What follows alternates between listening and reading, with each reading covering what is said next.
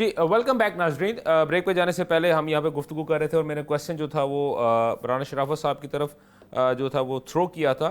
Definitely भी हम उसका जवाब लेंगे, लेकिन इस दौरान में जो एक छोटा सा था कि आतिफ चौधरी साहब जो कि रहनुमा है PTI के, वो और ज़ुबैर अली साहब जो कि JUI के और मेयर पेशावर करंटली जो हैं, वो किसी टेक्निकल इशू की वजह से उनके साथ रब्ता नहीं हो पा रहा। हमारी टीम जो है बारहा उनसे बार बार कोशिश कर रही है, जैसे ही अगर उनके साथ रब्ता होगा तो डेफिनेटली हम उनको अपने प्रोग्राम में जो है दोबारा शामिल कर लेंगे। लेकिन इस वक्त क्योंकि राणा साहब और ब्रिगेडियर साहब हमारे साथ मौजूद है, तो मेरे ख्याल में हम अपनी चीज़ों को आगे कंटिन्यू करते हैं। जी राणा साहब, सर जहाँ से आपने जो रोका था, और बेसिकली वो जो relationship between Pakistan and China जो कि आपकी पार्टी ने रिसेंट अभी बनाया है, मैं उसके ऊपर जो मेरा पॉइंट था, मेरा पॉइंट वो था, और ख़ासतौर पर अभी बैक ऑफ द कैमरा जो बात हो रही थी कि चाइना इस बात को मानने को बिल्कुल तैयार नहीं है कि हमला जो है वो अफगानिस्तान से हो रहा है, हमला जो है ईरान से हो रहा है, हमला किसी और मुल्क से हो रहा है। वो यही कहते हैं कि हमले जो है सिर्फ पाकिस्तान से होते हैं। और अगर मैं बात करता हूँ एक डैम के ऊपर की बात करता हूँ जहाँ पे हमला हुआ था और चाइनीज़ जो थे इंजीनियर्स वो जो थे उनके ऊपर हमला हुआ था और उनको कत्ल किया गया था, तो उसका रैनसम जो था वो सॉरी रैनसम तो नहीं कहेंगे बल्कि ये कहेंगे उनका जो तावान कह लें या उसका जो खून बहा था वो पाकिस्तान हुकूमत ने उनको पे किया था। सर जी, मैं ये अर्ज कर रहा था कि सदर जरदारी ने 2008 में जब इन सब मामलात को आकर टेक ओवर किया तो पता चला कि परवेज मुशर्रफ साहब ने उन दिनों में जब अमेरिका उनके साथ बात करने को तैयार नहीं था और अमेरिकी प्रेसिडेंट पाकिस्तान में आकर उनको फोटो खिंचवाए, उनके साथ ग्रुप फोटो बनवाए बगैर वापस चले गए थे, उस दौर में गवादर की बंदरगाह का काम दिया था। लेकिन जो ही अमेरिका के साथ उनके कोलेटरल पार्टनरशिप हुई, कोलेटरल रिलेशनशिप और उनको पैसे मिलना शुरू हुए, तो उन्होंने चीन से बिलजबर गवादर की पोर्ट खाली करवाकर तो चीन को बेदखल कर दिया और एक अमेरिकी कंपनी को दे दिया। तो जब प्रेसिडेंट जरदारी आए तो ये एक नाकामियों का, आप कबाहतों का, झूठ का, फ्रॉड का एक बहुत बड़ा बोझ रियासत पाकिस्तान के कंधों पर था, जिसे दूर करने के लिए उन्हें बहुत ज्यादा जद्दोजहद करना पड़ी। ऐसा नहीं हुआ कि सदर जरदारी चीन के पहले दौरे पर गए और चीन ने खुलेआम के साथ उन्हें कबूल किया।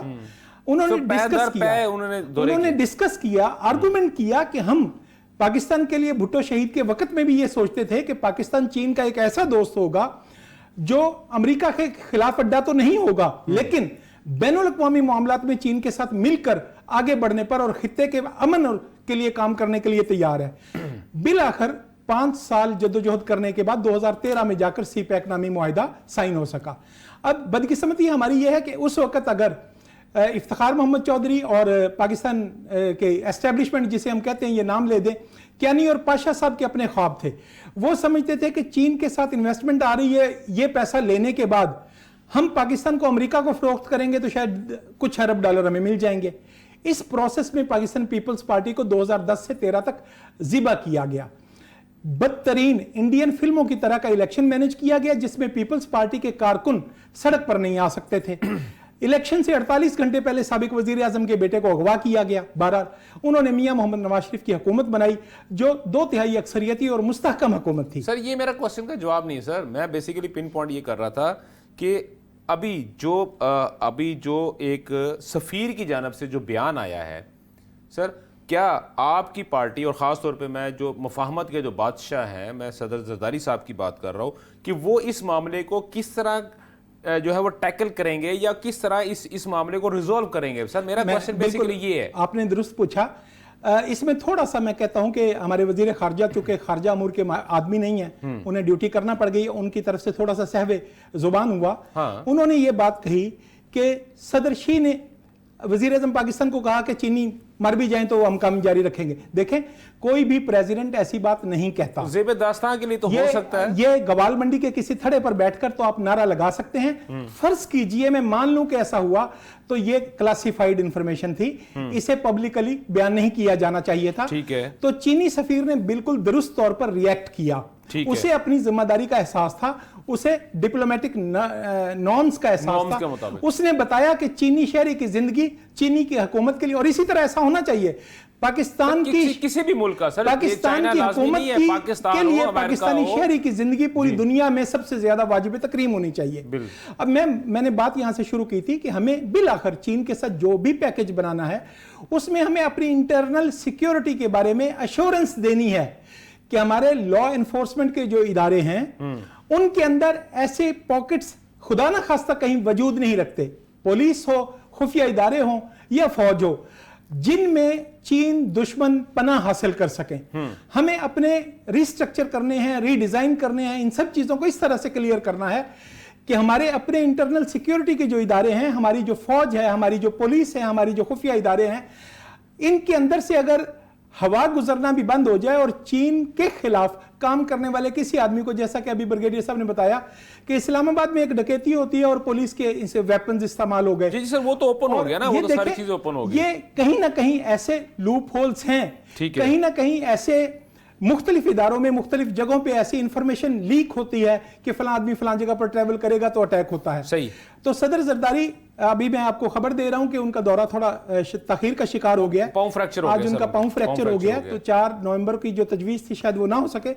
लेकिन मैं समझता हूं कि सदर जरदारी पाकिस्तान के रियासती इदारों से पहले ये डायलॉग करके जाएंगे कि मुझे चीनी हुकूमत को ये अश्योरेंस देना है और इसके बगैर हम आगे नहीं बढ़ सकते। ठीक हो गया आपका पॉइंट सर, इस बात को हमारे सिक्योरिटी इदारों को, हमारी पुलिस को, हमारी होम मिनिस्ट्री को, हमारी वजारत दिफा को इस बात को यकीनी बनाना है कि पाकिस्तान का सिर्फ एक ही इशू है, इंटरनल सिक्योरिटी। ठीक सर, आपका पॉइंट बिल्कुल, पाकिस्तान दुबई और सिंगापुर से कहीं ज्यादा खुशहाल हो सकता है। ठीक हो गया सर, मैंने अगले पॉइंट पे जाना है। ब्रिगेडियर साहब, अगला पॉइंट जो है वो तो बड़ा अजीब सा है। वो एक आपने देखा था कि वो एक जलसे के अंदर, हालांकि सर मैं चश्मदीद गवाह था उस जलसे में क्योंकि मैं उसकी कवरेज कर रहा था, सर इस तरह करके कागज़ ले रहा था और उसके बाद कहा था कि ये देखो ये अमेरिकी साजिश है, ये मेरी हुकूमत तोड़ना चाहते हैं।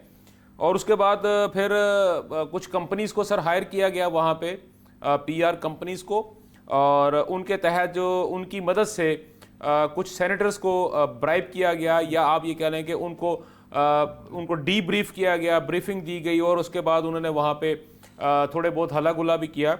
लेकिन सर अब तो बिल्कुल ही उन्होंने इकट्ठा ही कर दिया।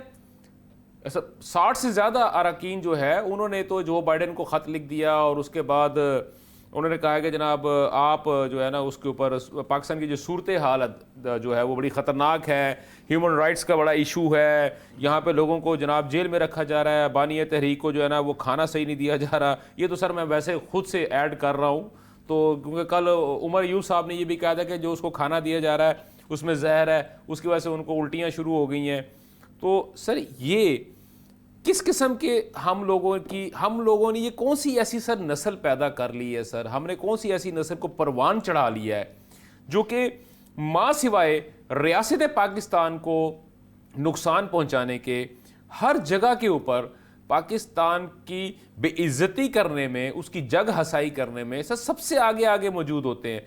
और अगर मैं दूसरी तरफ आता हूँ तो यही जो 60 से ज़्यादा जो अरकान हैं, इन्हीं के एक ज़माने में इनके बहुत अच्छे जो लाउड स्पीकर, इनका एक न्यूज़ चैनल था बोल, उसके ऊपर बाकायदा तौर पे एक रिपोर्ट भी आई है और उसके बारे में, और उसमें उन्होंने इन तमाम के तमाम जो सेनेटर्स हैं उनके बारे में एक एक बंदे की डिटेल बताई है कि इनमें से कितने हैं जो कि सिर्फ इसराइल को के हक में, कितने हैं जो कि इंडिया के हक में हैं, कितने हैं जो पाकिस्तान के जो एटमी जो एटॉमिक एसेट्स हैं उनको तबाह करने के हक में है, कितने हैं जिन्होंने पाकिस्तान के अंदर एटॉमिक हथियारों को ख़त्म करने की शर्त के ऊपर जो है पाकिस्तान की इमदाद जारी रखने का जो है वो बिल ऑलरेडी पेश किया हुआ है, और कितने हैं जिन्होंने सिर्फ और सिर्फ कश्मीर के मामले में इंडिया को सपोर्ट किया हुआ है। सर ये अब क्या हमें सिर्फ वही लोग मिले हैं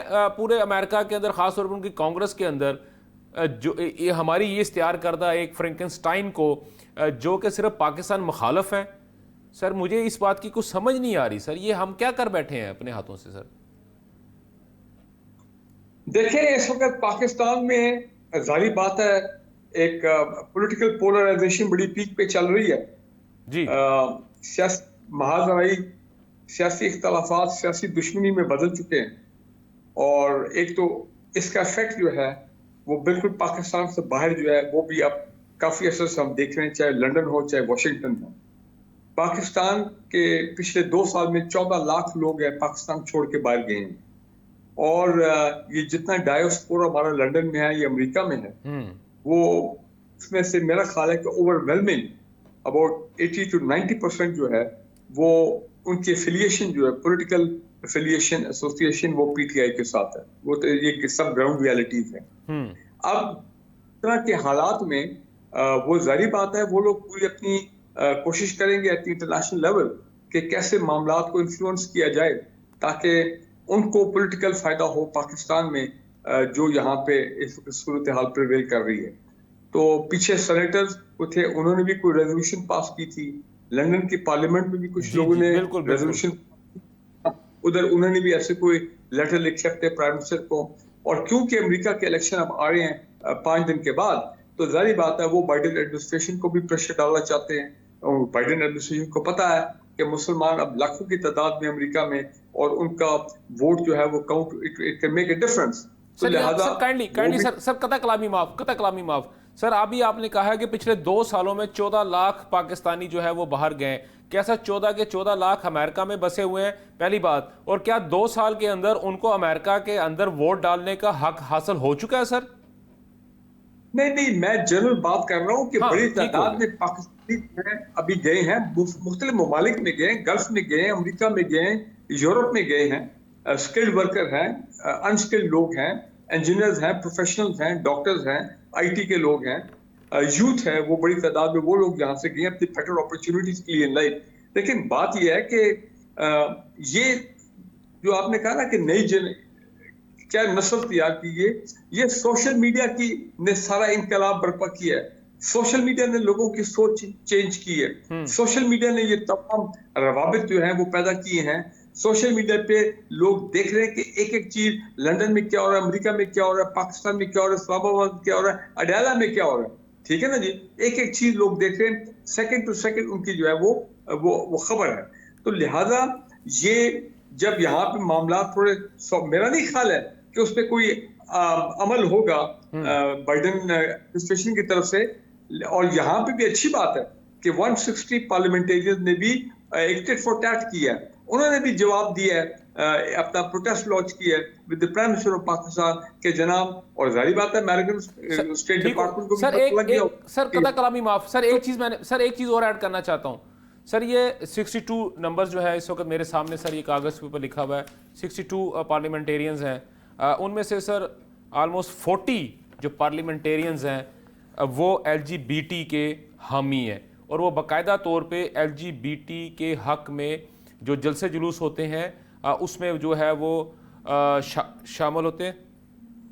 और उसके अलावा दूसरा सर इशू ये है, जी सर मैं आपको बता, जो पाकिस्तानी डायस्पोरा जो बहुत इफेक्टिव है अमेरिका के अंदर, उनके जहां उनके कांग्रेसमैन होंगे, यानी कि local member of the parliament के, वही अपना है अपना सिमिलैरिटी, तो वो जो उनका लोकल कॉन्स्टिट्यूंसी में जो भी कांग्रेसमैन होगा, अगर वो यहूदी है, अगर वो अपना एंटी पाकिस्तान है, अगर वो प्रो इंडिया है, अगर वो LGBT वाला आदमी है, तो उसी के पास जाएंगे और अपना काम निकलवाने की कोशिश करेंगे। यही हो रहा है। मेरा नहीं ख्याल है उसका कोई इफेक्ट होगा, क्योंकि यहाँ होना वही है जो कानून के मुताबिक है, जो मामला केसेस में चल रहे हैं यहाँ पे उसी तरह जो है वो मामला, वो कानूनी तरीका जो है वही अपना जाएगा। दूसरा जो मैं बात करना रहा, तो थोड़ी देर पहले हमारे भाई ने कैरी लूगर बिल की बात की थी, तो मैं ऐसे याद दिला दूं कि कैरी लूगर बिल जब पीपल्स पार्टी के पहले दौर में आया था, तो तकरीबन I think it was about $1 to $2 billion every year Pakistan के लिए वो इकोनॉमिक असिस्टेंस, सिक्योरिटी असिस्टेंस वगैरह वगैरह। लेकिन वो 1.5-2 साल के बाद वो मेरा ख्याल प्रोग्राम आगे चला नहीं। उसकी वजह ये थी कि कैरी लूगर बिल के अंदर इनिशियली जब वो पहला ड्राफ्ट जो आया था, अगर हमारे भाई याद करें, तो उसमें कुछ ऐसी चीजें वो एक्सेप्टेबल था एस्टैब्लिशमेंट को भी, लेकिन जब एक्चुअल बिल आया तो उसके अंदर को 3-4 ऐसी शिकें शामिल की गई जो पाकिस्तान की कौमी सलामती उसमें ये लिखा था कि अगर पाकिस्तान की फौज पाकिस्तान के आईन को वायलेट करेगी, तोड़ देगी, मुअत्तल करेगी, तो अमेरिका पाकिस्तान की फौजी इमदाद बंद कर देगा। इस बात पर शाह महमूद कुरैशी साहब ने एजिटेट किया था, इस बात पर एस्टेब्लिशमेंट के हलकों ने उस वक्त बहुत एजिटेट किया था। तो नतीजा के अंदर वो आप समझें, मैं आपसे एग्री करता हूं अगर कि वो बात आगे नहीं बढ़ी। सर अगर हम वन बाय वन बोलें, वन बाय वन बात करें तो ज्यादा क्योंकि आप हैं अपना वीडियो लिंक पे हमारे साथ मौजूद है, तो अगर हम वन बाय वन करें तो ज्यादा बेहतर होगा। जी जी सर, आप अपना पॉइंट मुकम्मल कर लें, उसके बाद फिर राणा साहब से सर। जी जी जी बिल्कुल वो चला ही नहीं। और हालांकि उस दौर में एस्टैब्लिशमेंट और पीपल्स पार्टी गवर्नमेंट बिल्कुल ऑन बोर्ड थे, वन पेज पे काम हो रहा था, लेकिन इसके ऊपर जो 3 ऑब्जेक्शनेबल क्लॉजेस थी पाकिस्तान की कौमी सलामती के हवाले से, और फिर कुछ 2 और भी थी, मैं जिक्र नहीं भी यहाँ करना चाहता हूँ। एक माजी के हिस्सा चैप्टर क्लोज हो गया, तो उसकी वजह से कैरी लुक वो इफेक्टिव, लेकिन उसके बाद मार्शल नहीं लग सका सर। ठीक हो गया सर, ठीक है। ब्रिगेडियर सर बाजवा साहब कहते रहे कि मैं मार्शल लगा दूंगा, राइल शरीफ साहब कहते रहे मैं मार्शल लगा दूंगा, कुछ और लोग भी कहते रहे मैं मार्शल लगा दूंगा, लगा नहीं सर।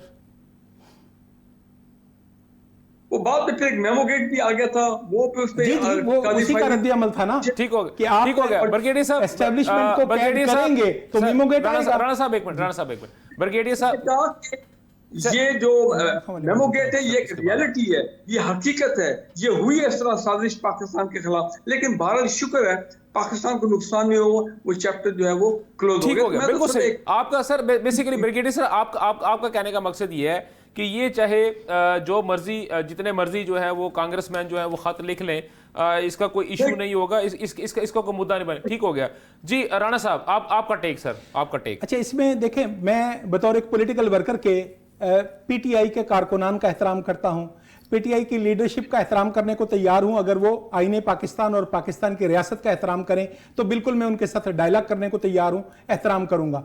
ब्रिगेडियर साहब थोड़ी सी मैं समझता हूं कि नरम दिली दिखा रहे हैं। एक बात लिखी पड़ी है कि इमरान खान को जो ताकतें इक़्तिदार में लाईं या सियासत में लाईं, उनके जो टारगेट्स थे वो पाकिस्तान की कौमी सलामती से कुछ बड़े टारगेट्स थे। सबसे बड़ी बात कि जब इमरान खान कश्मीर में 370A का खत्म करने का मुआहिदा करके वहां से आए तो उन्होंने आकर फरमाया कि मैं तो वर्ल्ड कप दूसरा जीत के आ गया हूं। बिल्कुल ऐसे हुआ। और नतीजा में क्या हुआ? और फिर देखें, बदतरीन हुकूमत भी होती, मैं कहता हूं कि फौजी हुकूमत इंडिया के साथ ताल्लुकात अच्छी रखने की कोशिश करते हैं, लेकिन कोई जर्नैल भी होता तो शायद इतना बुरा रद्द-ए-अमल ना आता जितना बुरा रद्द-ए-अमल उस वक्त इमरान खान की हुकूमत ने दिया। इसी तरह अब ये जब हम सोचते हैं, ब्रिगेडियर साहब फरमा रहे हैं कि वहां पर जहां पे पाकिस्तानियों की कॉन्स्टिट्यूएंसी है वहां पे जो लोग मेंबर हैं उनको शायद दबाव में लाकर पाकिस्तानी, बिल्कुल गलत बात है ब्रिगेडियर साहब। शायद अमेरिका की कॉन्स्टिट्यूएंसी के बारे में थोड़े से ख्यालात उनके इस तरह नहीं है। अमेरिका में लॉबीज काम करती है ना, लॉबी को पैसा देना होता है जी। पीटीआई के पास बतौर जमात पाकिस्तान की तारीख में मैं कहता हूं कि पाकिस्तान के 75 साल के बजट से 100 गुना पैसा आज भी मौजूद है, और यह पैसा इनका अपना नहीं है, यह पैसा बैनुल अक़वामी लॉबीज के जरिए आया है। अब उसके टारगेट एक वक्त में आप कह लें कि पाकिस्तान की रियासती एस्टेब्लिशमेंट भी 2011 से आगे इनकी सरपरस्ती कर रही थी कि ये ब्लैक मनी पूरी दुनिया से इकट्ठी करें, और आज भी पैसा है। उस पैसे के जोर पर ये खरीद कर अपनी ताकत का इजहार करते हैं। अब बदकिस्मती ऐसी है कि बाज़ औक़ात ऐसा सेटअप होता, अगर पाकिस्तान में किसी भी एक जमात की हुकूमत होती, पाकिस्तान की मौजूदा हुकूमत को आप सिर्फ पीपल्स पार्टी और नून लीग की हुकूमत ना देखें, अभी जेयूआई ने कोऑपरेट किया है, बिल्कुल किया, बाकी तमाम एमकेएम उसमें शामिल है, कुछ चीजों पर इस हुकूमत को शामिल है, कुछ चीजों पर इस हुकूमत को आप कौमी हुकूमत समझें। और बड़े टारगेट्स के सामने मैं नहीं समझता कि अमेरिकी सेनेटर्स का खत कोई दबाव डाल जाएगा। इसी तरह पॉलिसी, पाकिस्तान की पॉलिसी में कोई शिफ्ट आता मैं नहीं देख रहा, और मैं समझता हूं कि जो पाकिस्तान पीपल्स पार्टी का विजन है, जो पाकिस्तान की रियासत के मफादात हैं, उसके मुताबिक हम आगे बढ़ेंगे। जो लोग पाकिस्तान के खिलाफ, रियासत के खिलाफ, मैं कहता हूं कि मैं पॉलिटिकल वर्कर हूं, 6 दफा जवानी में मैं भी जेल गया हूं और पीपल्स पार्टी के हजारों लोग जेल गए हैं, लेकिन कभी ऐसा सोचने को भी नहीं मिला कि आप किसी छावनी में जा चढ़े, आप किसी फौजी इमारत पर हमला करें। चलिए सर, इस पे आता हूं, मैं इस पे आता हूं सर। आप इन जुराइम की सजा को अमेरिकी कैसे रोकेंगे? सर आपके इसी पॉइंट को मैं आगे लेके आता हूं, आपके इसी पॉइंट को आगे लेके जाता हूं सर।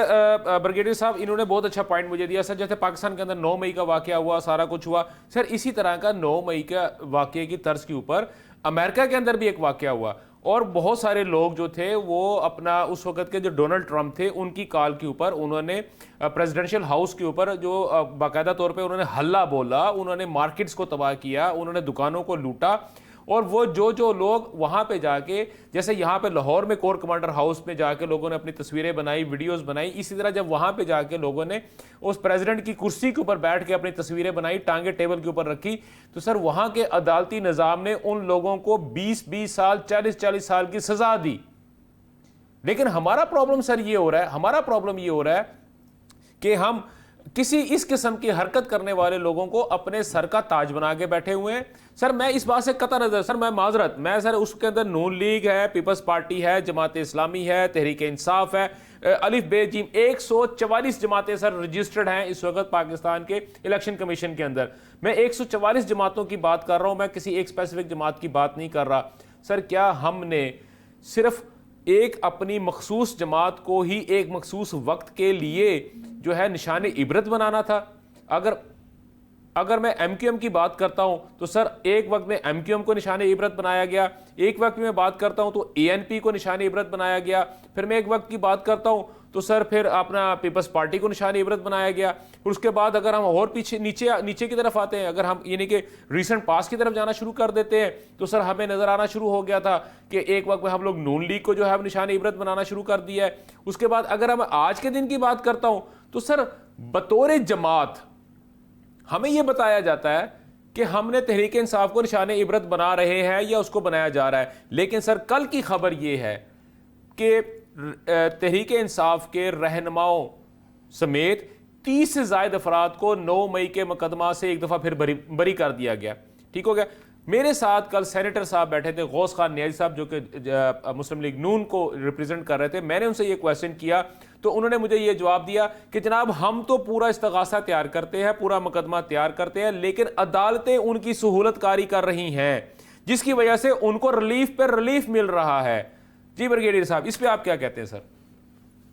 देखिए, पहले मैं क्विकली, आपका सवाल बहुत लंबा हो गया, लेकिन भारत पहले क्विकली मैं ये बात कह दूं कि मैं भी 4 साल वॉशिंगटन में रहा हूं एम्बेसी में अपनी सर्विस के दौरान, और मैंने वहां पे पूरा निजाम देखा है। बिल्कुल वहां पे लॉबिंग भी होती है, वहां पे फंडिंग भी होती है, और ये सेनेटर कांग्रेसमैन जो हैं, जो इनके अपने कॉन्स्टिट्यूंसी के लोग होते हैं, वो उनको अपना डोनेशन भी देते हैं, उनके इलेक्शन कैंपेन में भी जाते हैं। तो ये वहां पे एक बड़ी नॉर्मल सी चीज है, कोई बड़ी बात नहीं है, ये उनके निजाम का हिस्सा है। उनके माशरे में ये लॉबिंग करना, लॉबिस्ट जो है, ये एक पक्का कानूनी तौर पर ये बिल्कुल ठीक है, long as declare.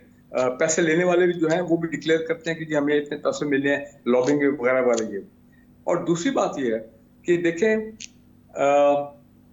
Blame the system, legal system को आप ब्लेम करें, बिल्कुल 9 मई वाले जो लोग हैं, अब तो 1.5 साल हो गया है। मुझे आप ये बताएं, आपकी बात सही है, लंदन में भी जब हंगामे हुए थे तो 3-4 दिनों के अंदर उन्होंने जजेस बैठा के और जनाब लोगों की कन्विक्शन हो गई थी। यहाँ क्यों नहीं हो रहा अभी तक? सर वो फेक न्यूज पे अभी सर हमारे तो जैसा अभी आपने सर मैं आपकी बात काट, सर सॉरी कता कलामी माफ, मैं आपकी बात काट रहा हूँ।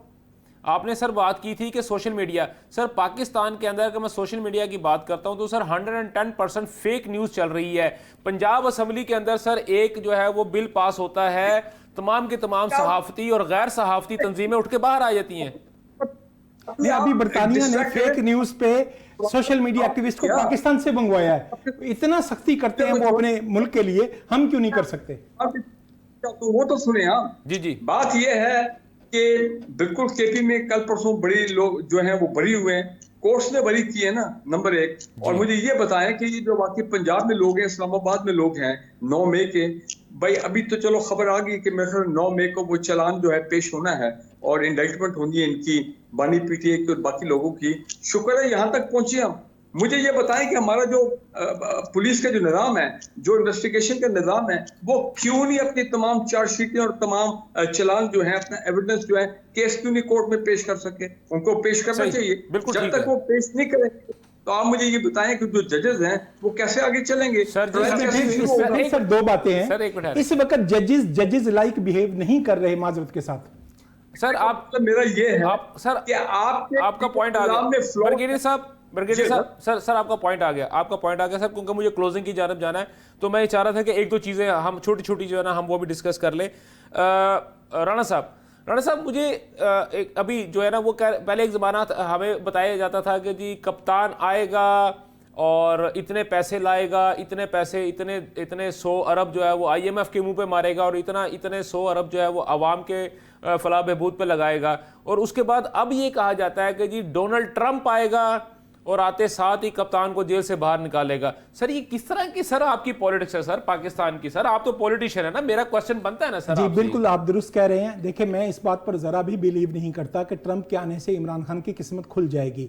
ये इसी तरह है जैसे ये लोग चाह रहे थे कि justice Syed Mansoor Ali Shah chief justice बनेंगे तो 27 अक्टूबर को पाकिस्तान में इनकलाब आ जाएगा। इसी तरह ये बेचारे मासूम लोग हैं, तारीख से, पॉलिटिकल डायनामिक्स से, पावर पॉलिटिक्स से बिल्कुल नावाकिफ। ये रोबोटिक इनकी अपब्रिंगिंग है ना, इन्हें रोबोट बनाया गया है। ऊपर से एक लाइन चलती है, मिसाल के तौर पे कल 27,000 के करीब ट्वीट्स चले हैं कि मैं अमेरिकी एयरपोर्ट पर गया तो अमेरिकी सिक्योरिटी वाले ने मेरे से पूछा कहां से आए हो। मैंने कहा पाकिस्तान से। उसने कहा इमरान खान कब रिहा होगा। हाँ जी, जी, तो जी। ये देखिए, ये रोबोट है। मेरे मामू का बेटा कामरान, मामू का बेटा का।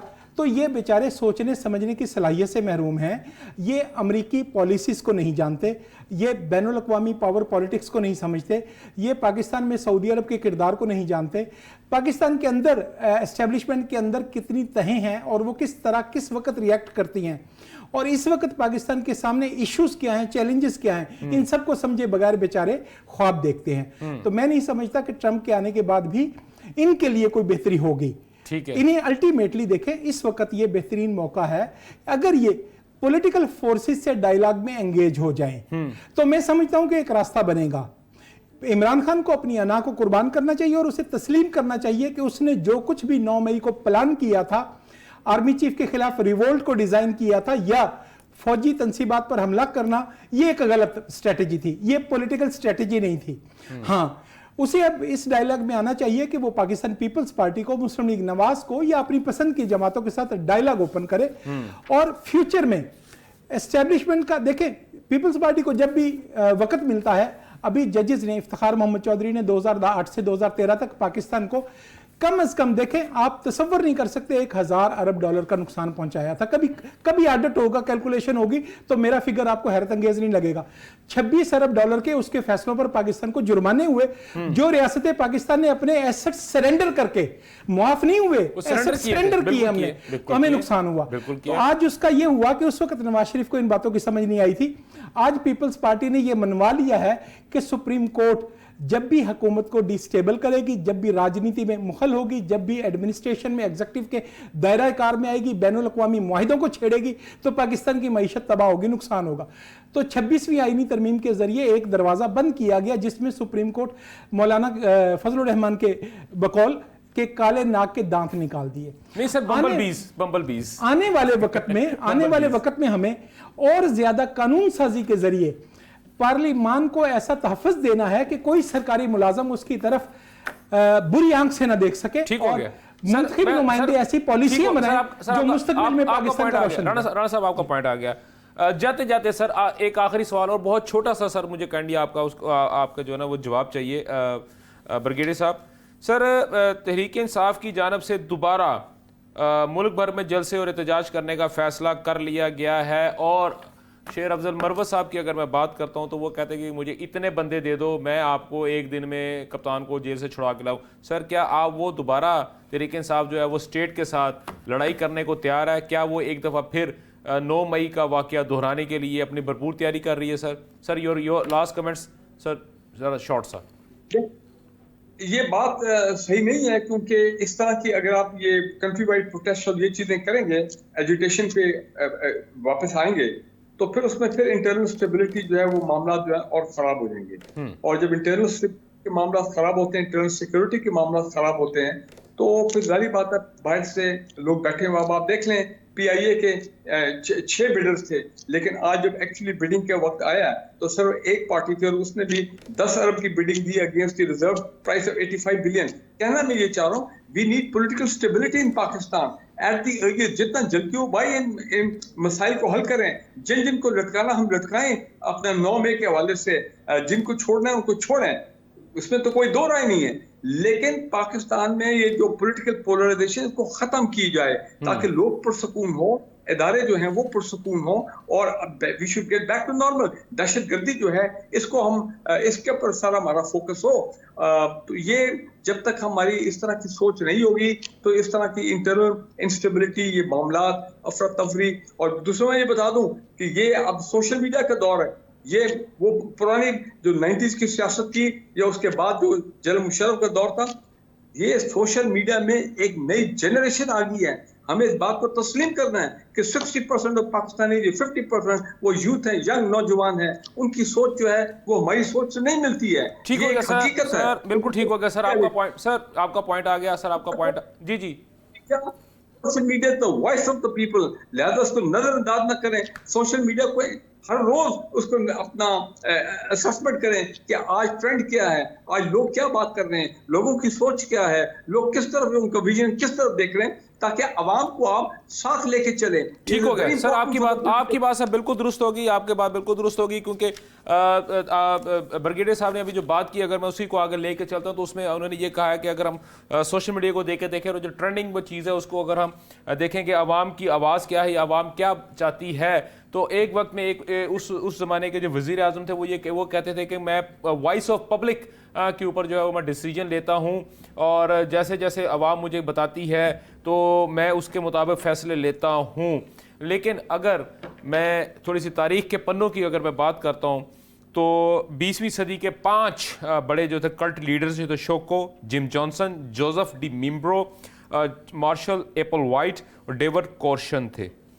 इनमें से एक को फांसी हुई और 4 ने अपने फॉलोअर्स के साथ मिल के खुदकुशी कर ली थी। और लेकिन मैं तो दुआ गो हूँ कि पाकिस्तान के अंदर इस किस्म की कोई सिचुएशन कभी पैदा ना हो कि पाकिस्तान का कोई लीडर जो है उसको दोबारा कभी फांसी पे चढ़ाया जाए, या कोई लीडर जो है वो अपने फॉलोअर्स के साथ मिल के इज्तिमाई खुदकुशी की जानब जाए। आप अपना बहुत सारा ख्याल रखिएगा। आज हफ्ते का मेरे प्रोग्राम्स का आज आखिरी दिन है। इंशाल्लाह आपसे अगले हफ्ते दोबारा मुलाकात होगी, सेम वक्त सेम चैनल। मुझे सोमवार तक इजाज़त दीजिए। अल्लाह हाफिज़। पाकिस्तान पाइंदाबाद।